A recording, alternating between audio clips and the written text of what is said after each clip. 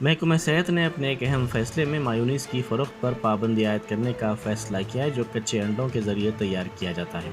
2 دن پہلے شہر میں مایونیز کھانے کے بعد ایک خاتون کی موت اور دیگر کئی افراد کے بیمار پڑنے کے واقعے کے بعد وزیر صحت دامودر راج نرسمہا نے محکمہ صحت کے اعلیٰ عہدیداروں کے ساتھ ایک اجلاس منعقد کرتے ہوئے فوڈ سیفٹی سے متعلق اقدامات کا جائزہ لیا۔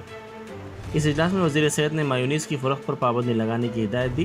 بتایا گیا کہ فوڈ سیفٹی کے کمشنر نے اس سلسلے میں 30 اکتوبر کو ہی احکام جاری کر دیے ہیں۔ محکمہ صحت کو کئی شکایات موصول ہو رہی تھی کہ ریاست تلنگانہ میں ہوٹلوں میں مایونیز سمیت غذا کا سبب بن رہی ہیں۔ اس سلسلے میں کئی واقعات پیش آئے۔ مایونیز کو انڈوں کی زردی اور اکثر تیل کے علاوہ سرکہ یا لیمبو کے رس کو ملا کر بنایا جاتا ہے۔ اس طرح مایونیز کو سینڈوچز، سلاد، سنیکس، شاورما، مندی اور دیگر غذاؤں میں استعمال کیا جا رہا ہے۔